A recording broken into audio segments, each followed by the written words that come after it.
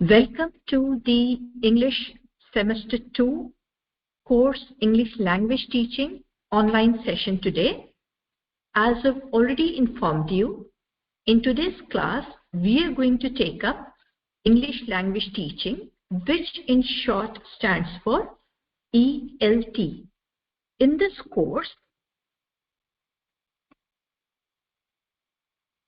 one second please.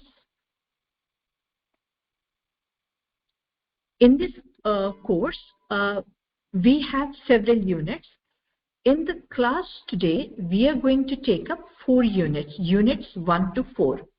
These units, as you can see reflected on your screens, are History of English in India. This is Unit 1. Unit 2 is Present Status of English Language in India. In Unit 3, we'll talk about English as Second and English as Foreign Language.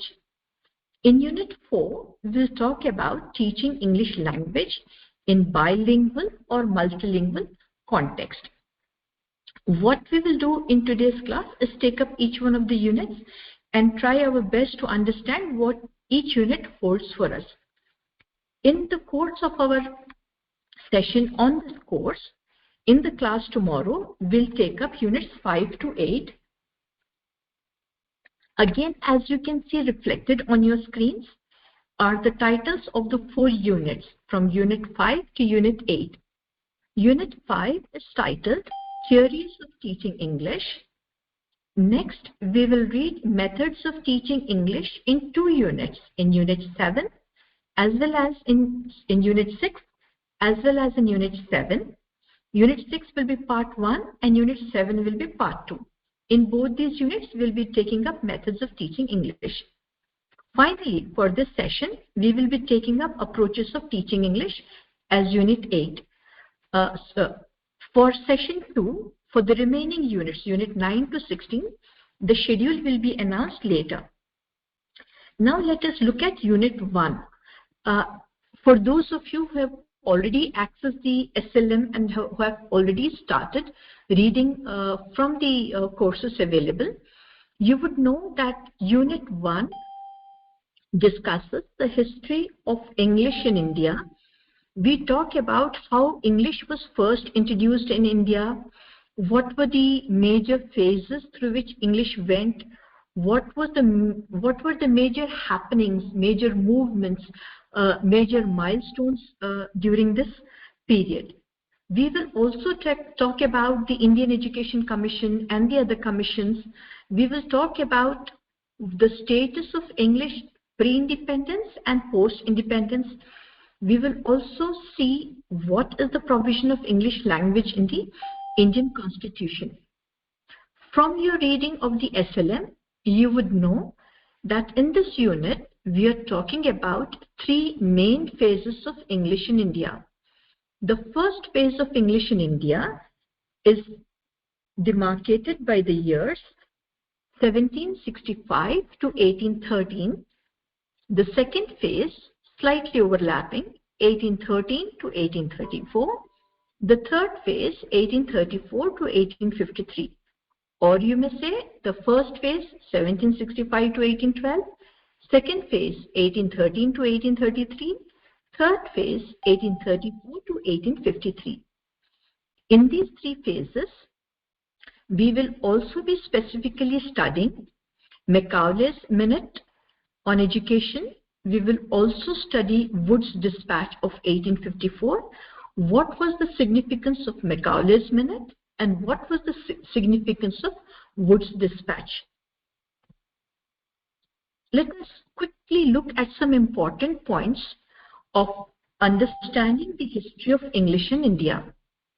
As all of us might remember, irrespective of whether we studied history or not, that the British rule in India was from the year 1765 to the year 1947, when we got our independence on 15th of August.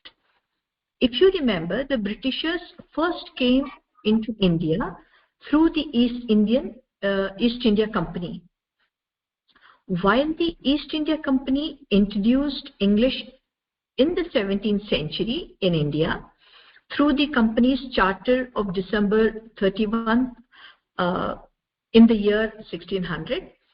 There were many things happening even prior to this. As we proceed in the course of the unit, you will understand how the ground was already being laid for English in India. Now just imagine, East India Company came to India with the purpose of trade. How could the British people, whose language is English, carry out their trade in India with the natives for whom English was a new language? For East India Company and the British Empire to be successful in its trade, it was important that the language of East India Company is taught to the natives. So, around the year 1765 to 1813 or 1765 to 1812, the first phase of English in India, we find certain things happening in India. It was not just the East India Company that came to India to establish its rule or for trade purposes. We find that the Christian missionaries had also started coming to India with the intention of please mute yourselves.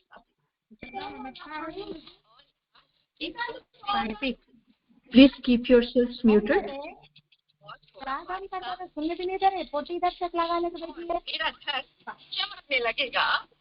You're disturbing the whole class.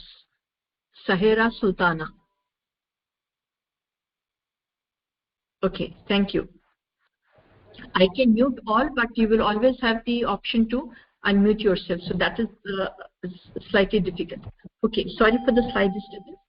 So around this time, we have the Christian missionaries coming to India with the intention of spreading Christianity, the word of the Bible in India. They also needed English to spread Christianity. So we have English being sown across India. Along with this, there are other important things happening. The Calcutta Madrasa was established in 1781 and the Banaras Sanskrit College was established in 1791. Remember, these two are not established by the natives, these are established by the British Empire. From the year 1813 to 1834, there were some reform movements happening in India in which Raja Ram Mohan Roy played a very important role. He was a very famous reformist. He strongly felt that the native Indians need to have access to English language, need to study English for their own betterment. Around this time, we also have Macaulay, and if you look at the next bullet point, we have Macaulay's Minute. We'll be reading about Macaulay's Minute in a little while from now. In the year 1854, we also have Wood's Dispatch. We'll read a little more about Wood's Dispatch also in a little while from now. But I've already given there in parenthesis what it actually held for India. It stated that at the primary level, the vernacular language, the regional language should be used. At the high school level, English and regional language should be used. And English should be used at the university level. Now let us look at Macaulay's Minute. What is it that Macaulay's Minute constitutes? Why is it important? You can mark Macaulay's Minute as important because this will keep featuring again and again. It's a document around the time of Lord Bentinck, as is mentioned there. A committee was established in 1834. It was termed General Committee on Public Instruction, and Bentinck made Macaulay the chairperson of this committee. What did this committee propose? This committee proposed Western education for the natives in India, meaning by Western education we mean English education, education as was being imparted in the British Empire. A major landmark of Macaulay's Minute of 1835 was that he strongly felt that English should be the sole, the only language that should be used as the medium of instruction. So for the first time, we find a major change in the,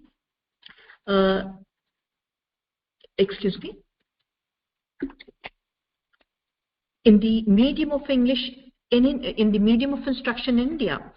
While students in the past were studying Sanskrit, they were studying Persian, they were studying Urdu, or they were studying in any of the regional languages, Macaulay's Minute insisted that the only medium of instruction should be English.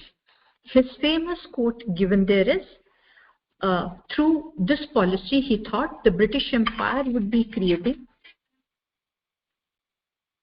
a class or a group of people who are Indian in blood and color, but English in taste, opinions, and morals. Now we move on to Wood's Dispatch of 1854. In the case of Macaulay's Minute, in the case of Wood's Dispatch, the title is important, the name of the person is important, the year is also important. Whether these come as a short answer question or as objective type, these are important things to remember. The full name of Wood in the term Wood's Dispatch is Sir Charles Wood. He was the president of the East India Company at that time. The Governor General was Lord Dalhousie. And as I told in one of the previous slides, Wood's Dispatch of 1854 laid down that primary education in India should be through vernacular or the regional language. The child will study in the primary school in the language of mother tongue, in the language of that region. Students in Bengal will study through Bengali as medium of instruction in their primary school. Students in Gujarat will study through Gujarati as the medium of instruction at the primary school, so on and so forth. At the high school level, it was felt that there would be some maturity, and these are students who may move on to higher education. So English should be gradually introduced. And so there was thrust on using English plus regional language as the mode of instruction in the high schools.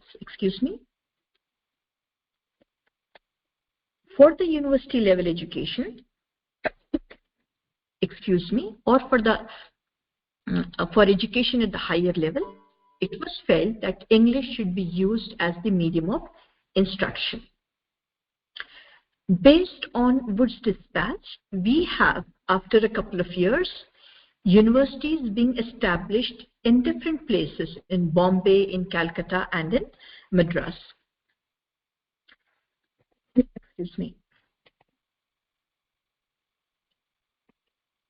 In Unit 1, we are also talking about the commission, the different policies. One of them is the National Education Policy, which is the latest in the Indian education scenario.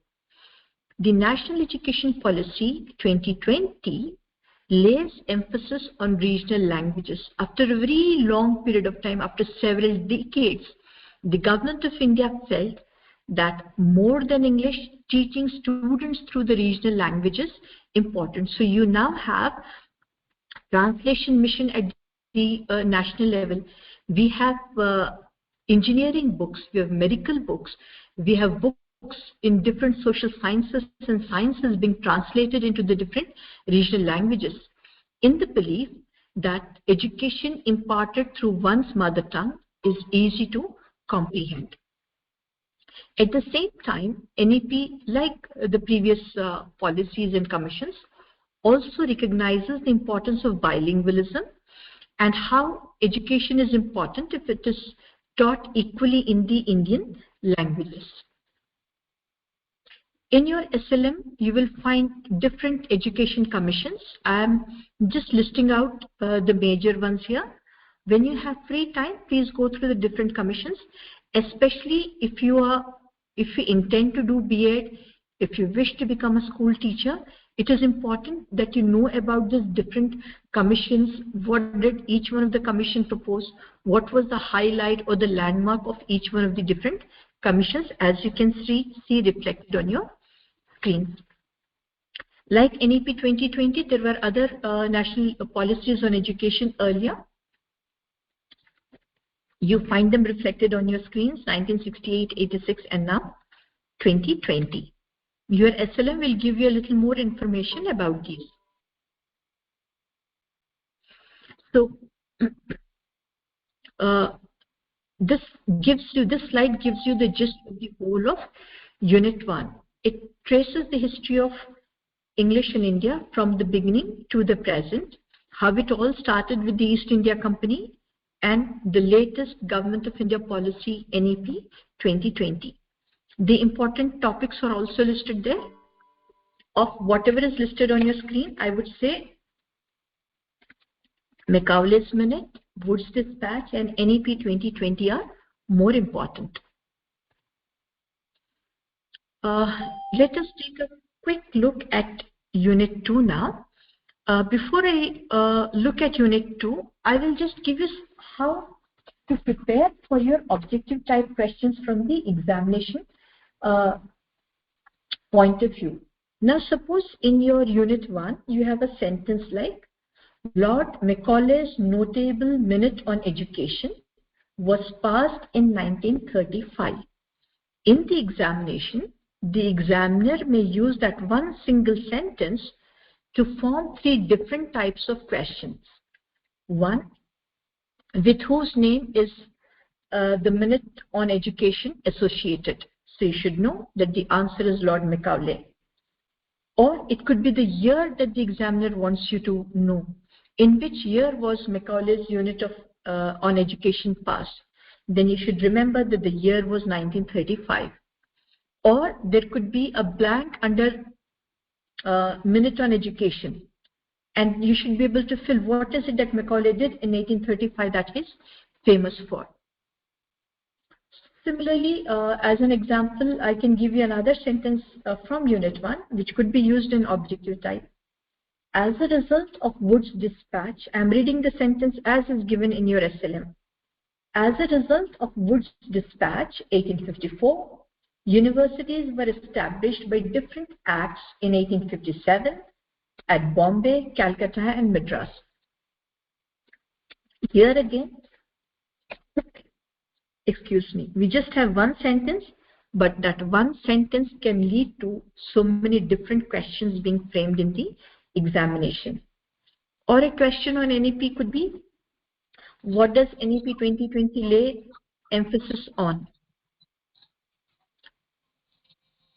What does it lay emphasis on? Does it lay emphasis on English, on Hindi, on mother tongue, regional languages, or Sanskrit? From what I just told you, you would remember that NEP 2020 lays more emphasis or importance on regional languages, on the mother tongue.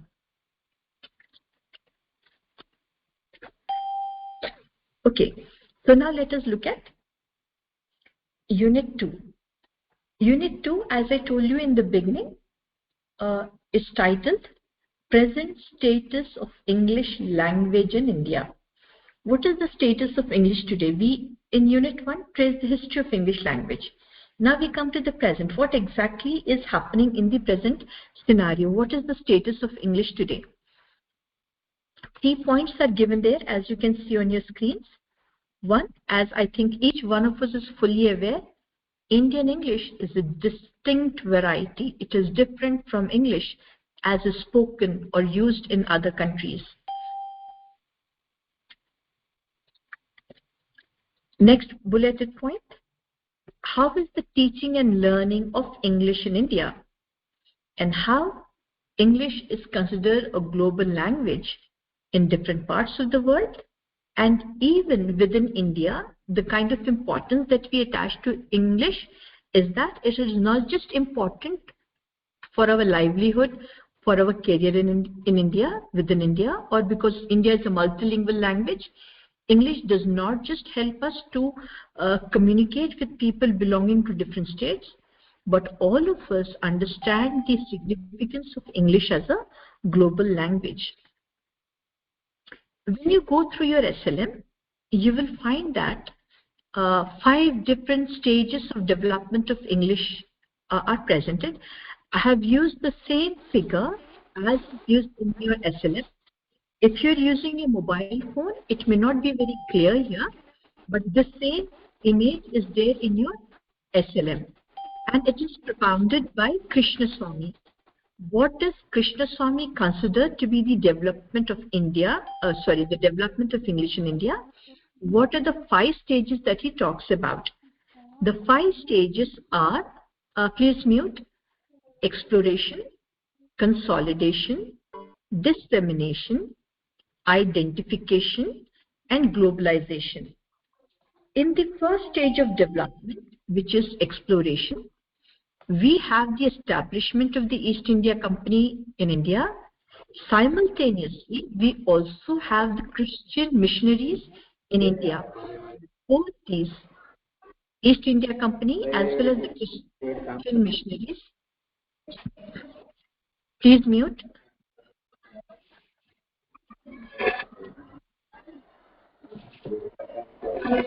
Shabana, please mute.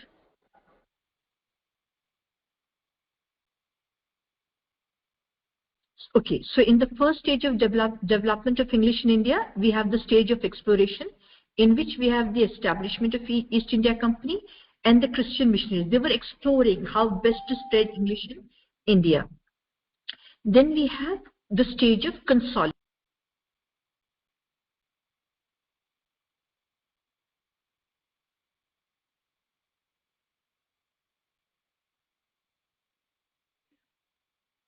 In this stage, we have the appointment of Indians at government offices, and we find how English gradually became the official language. From the stage of consolidation, we move to the stage of dissemination. Here, because English has already been accepted as the official language, English starts spreading through the medium of instruction in the different educational institutions. Now, there is a sense of identification, which I think you will all understand very easily. We take English as a sign or a symbol of power and prestige. Speaking in English or having knowledge of English became synonymous with being educated, with being literate, with being polished. From this stage, we have gone one step ahead, and we are already in the stage of globalization, where English is considered as the language of technology. I think, Zinat, please mute yourself. Zinat Jahan, please mute. In this stage, I hope all of you also know that in the airlines industry, the language spoken in the entire industry is English. It could be Japan, it could be China, it could be Russia, it could be any of the Arab countries, it could be India, but the complete airline industry uses only one language, and that is English. Next important aspect that you find in Unit 2 is the 3 concentric circles model. This was proposed by Kachru. In the 3 concentric models, as you can see on your screens, are 3 circles. The first is the inner circle, in which we have countries like the USA, the UK, and Canada. These are countries where English is the primary language, where a child is born into a family speaking English. The medium of instruction is by and large English. In Canada, of course, French is also an important language. Otherwise, in all these 3 countries, we can say that English is a native language. The second circle is the outer circle. In this outer circle, we have countries like India, Pakistan, Egypt, Bangladesh. These are countries that were colonized at one time. These are countries that were under the control of imperialism. And because the Britishers had colonized their nations, English was introduced there. And by and large, English is either an official language in these countries, or it is widely spoken, it is widely used for trade, it is widely used in imparting education. There is a third circle, which is called the expanding circle. This circle has kept itself as away from English as it could possibly do, even to this day. It does not mean that English is not spoken here. English is spoken here, but the country's national language is prevalent in the expanding circle. In countries like China, Russia, Brazil, English is not given so much importance. It is the local language, the national language, that is still important. And so in these countries, English is taught as a foreign language. In the outer circle, English is taught as a second language. In the inner circle, English is the first language. So the 5 stages of development and the 3 concentric circles are important. Remember, the 5 stages of development of English in India was propounded by Krishnaswamy, and the 3 concentric circles model was propounded by Kachru. If it was clear up to this point, we'll move to Unit 3. Before we go to Unit 3, again I will give you a few examples from your SLM of what kind of questions may be used as either objective type or as short answer questions. So let us first look at some sample questions of objective type that may be used from Unit 2. As a continuation of what we talked about Macaulay's minute in the introductory part of Unit 1, there is mention of Macaulay's minute in Unit 2 also, where it is stated that Macaulay, I'm reading the line from your SLM, Lord Macaulay in his minute of 1835 supported Western education in India. So a question could be, what did Macaulay support? Did he support Sanskrit education? Did he support vernacular education? Did he support Eastern education or Western education? Please mute yourself. This session is being recorded. Zenith, we are recording this session. It will be shared with everybody. Please mute yourself. One more sample question. Sentence I'm reading from your book.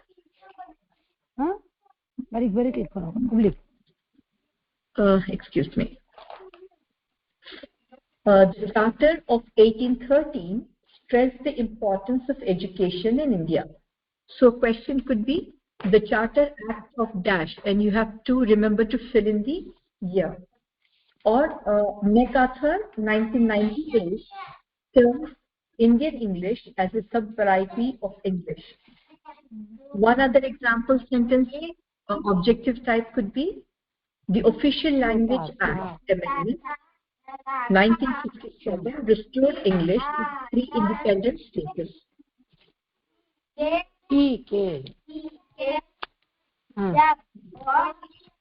Zenith? Zenith, are you there? Please mute and keep muted, please. I think this is the 3rd time. Maybe accidentally you have unmuted yourself. The lesson is getting recorded, and the disturbances may affect the recording. Okay, we will quickly look at a couple of short answer type questions that may feature from Unit 2. You could get a question on the 3 concentric circles, or you may get a question on the 5 stages of development. So please be prepared. Now we move on to Unit 3. The title of Unit 3 is English as Second/Foreign Language. In this unit, we'll see how English is taught as a second language, what is the role of English as a foreign language. We'll also look at the teaching of English as second language. ESL is English as second language. We will also touch upon teaching of EFL, that is English as foreign language. We will look at the methods and approaches of TESL, that is teaching of English as second language, and TEFL, that is teaching English as a foreign language, methods and approaches. This is what Unit 3 constitutes. In most Indian classrooms, we take up the study of English as a second language, not as a foreign language.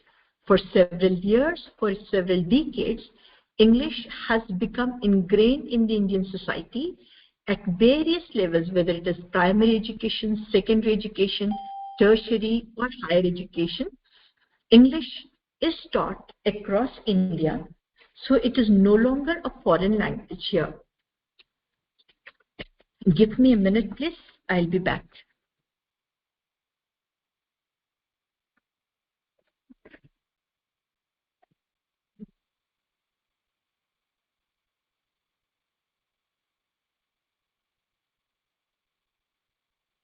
What you see reflected on your screens are topics that we take up in teaching of English as second language, or TESL. Each one of the bulleted points are important. In Unit 3, we just gloss over this. We quickly tell what these different methods are. But in the coming units, you will find that each one of these is taken up in detail. It is important for us to understand what each one of these are and what is the role in teaching of English language. Let us first take up grammar translation method. Some of you who are already teaching at some level may know what the grammar translation method is. What happens here is, we take the grammar of the target language. We want to teach English to our students. We take the English grammar, parts of speech, tense, present tense, past tense, future tense, active voice, passive voice, or any aspect of grammar of English. But we know our students come from a background where it is not easy for them to understand if we teach them in English. So what we do is we take up the translation method. We translate these things for them into their source language, into the regional language, into their mother tongue. The focus here is to enable comprehension.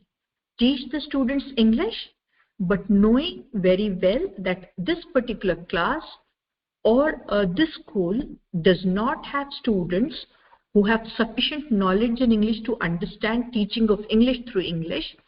What happens in the actual classroom situation is that particular aspect of grammar or language teaching is taken up through the help of translation. Whatever we are trying to tell to the students is translated into their mother tongue. This is also a part of bilingualism. When we use two languages in a classroom, we use English and we use the mother tongue or the regional language. There may be certain states in India, and there are many such states, where it is not just one language, more than one language is spoken. Especially in cosmopolitan cities, in metropolitan cities, we have people coming from different parts of India. In a school in Mumbai, there may be students who have come from Gujarati medium, or whose mother tongue may be Gujarati, whose mother tongue may be Marathi, whose mother tongue may be Telugu, whose mother tongue may be Punjabi. How many languages should the teacher of English know to follow the grammar translation method? It may get very, very difficult. But in smaller areas where there is only one local language, it may be easy for the teacher to teach the students English through that one particular local language. In a school, if the majority of the students are Marathi speaking, and if the teacher knows Marathi, the teacher may teach English using the translation method, translating from English to Marathi, Marathi to English, to teach the students. Otherwise, it may get a little difficult. In the present situation, by and large, the grammar translation method is highly discouraged. India has moved far ahead. We expect our students to have some knowledge of English, but I fully agree that there are still some schools, educational institutions, some at the college and university level also, where grammar translation method may still be required. Another method, as you can see reflected on your screens, is the direct method. As the term indicates, it is direct method. We teach English through English. We expect our students to learn the language, to appreciate English language through the use of English language. What the teacher could do in the direct method is make things more simple. If you look at your SLM, you will find it is written in the simplest possible language. It is meant for students of MA, but we still ensure that the language is very easy, simple, easy to follow, easy to understand, easy to grasp. The same thing is done when we teach English as a second language in a classroom situation.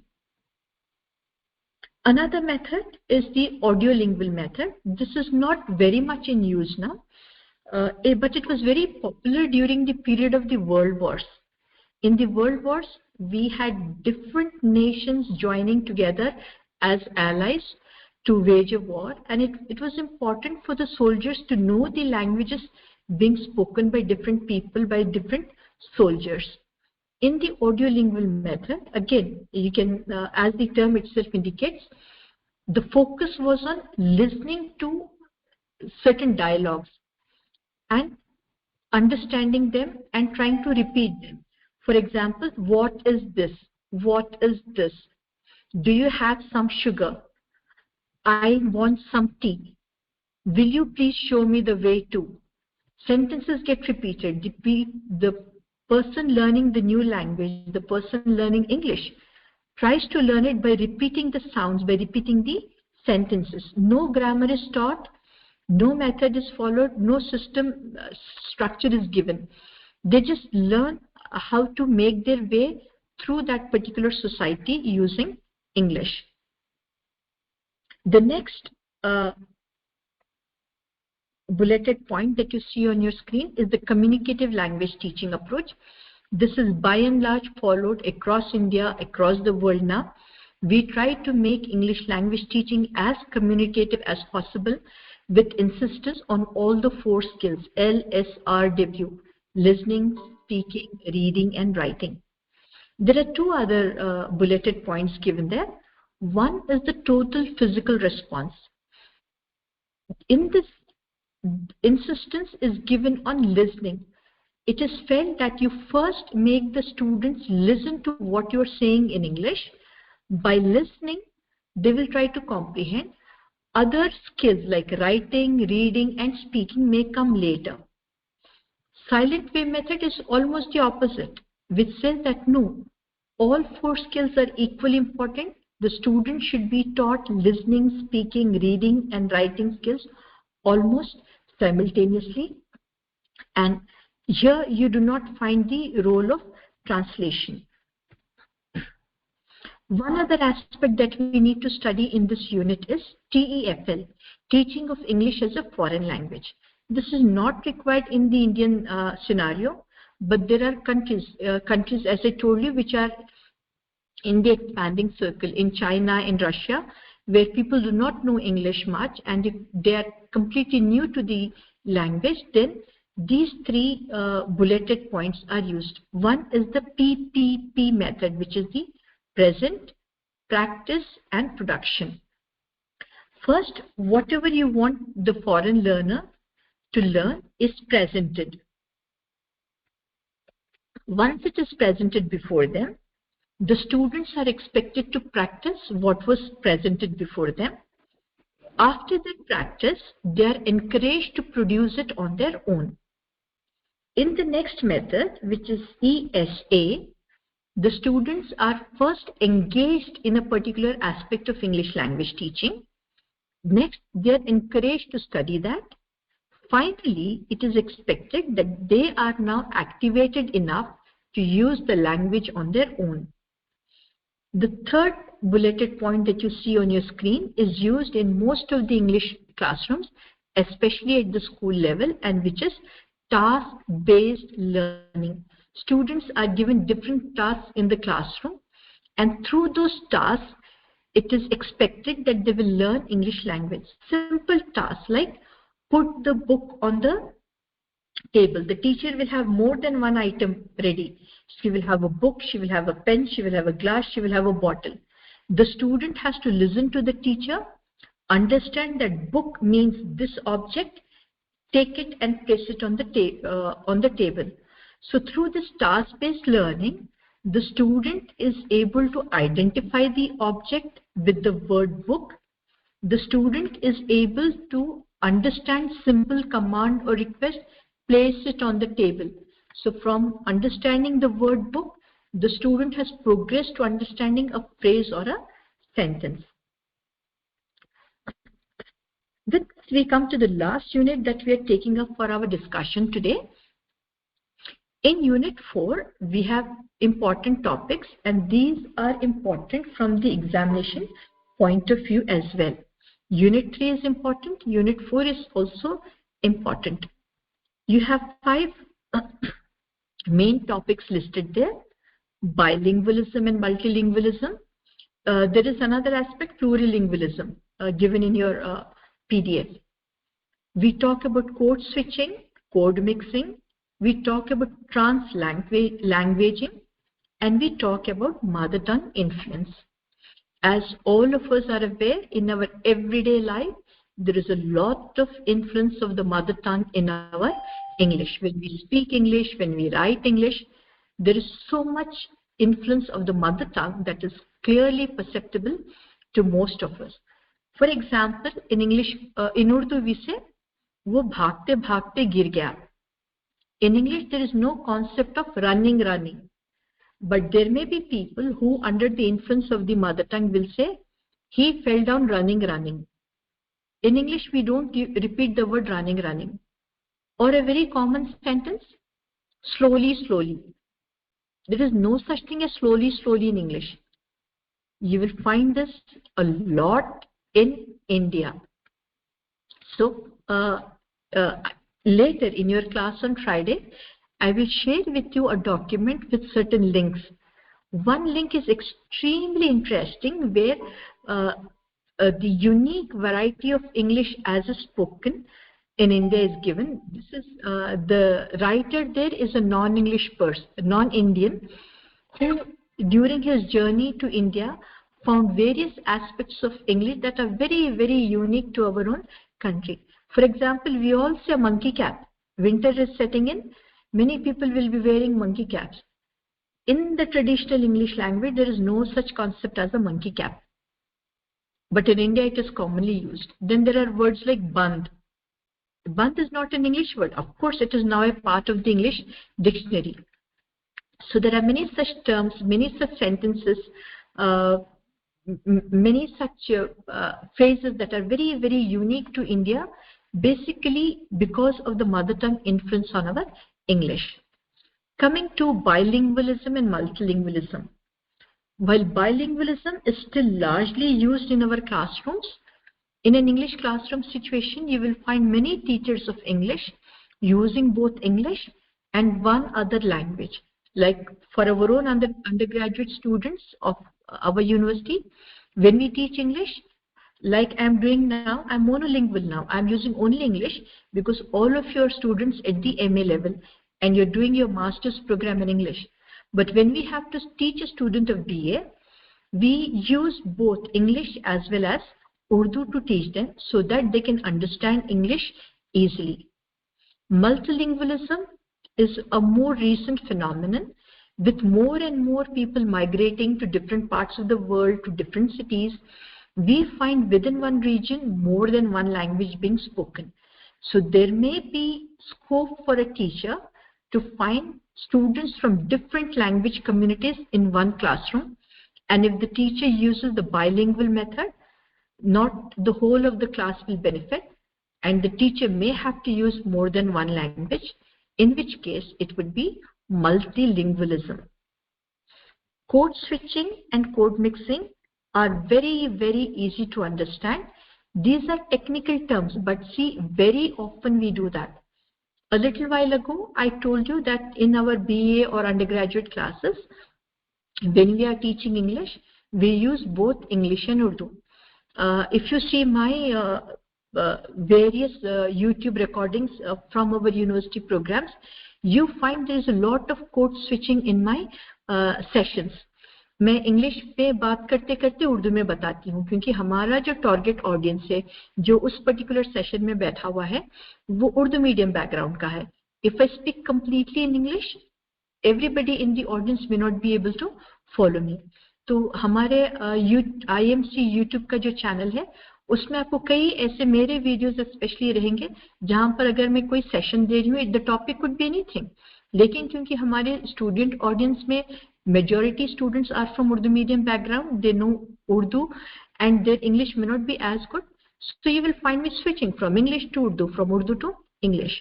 This is code switching.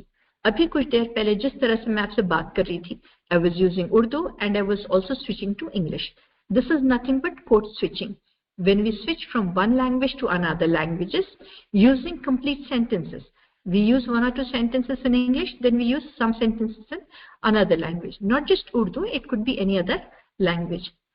In code mixing, we shift from one language to another, but we are not using complete sentences. This is extremely common across India. People from rural backgrounds, people from different social strata will be found using different English words when they are speaking in their own mother tongue. For example, table पे glass रखा हुआ है, please मुझे ला कर देते हैं. Table is an English word, glass is an English word. मैं कल मार्केट गई थी, market is an English word. आप क्या लेना चाहेंगे? टी और कॉफी. आप क्या लेना चाहेंगे is Urdu, tea, coffee are English words. So while the sentence is basically in my mother tongue, I am using words from another language, and this is extremely common in the Indian situation. Translanguaging is what we are doing at the academic level in a classroom situation, when to make our students understand English through another language, we shift from one language to another. That is translanguaging. About the mother tongue influence, I have already told you. We have a couple of minutes before the class ends. What I will do now first is I'm going to stop recording.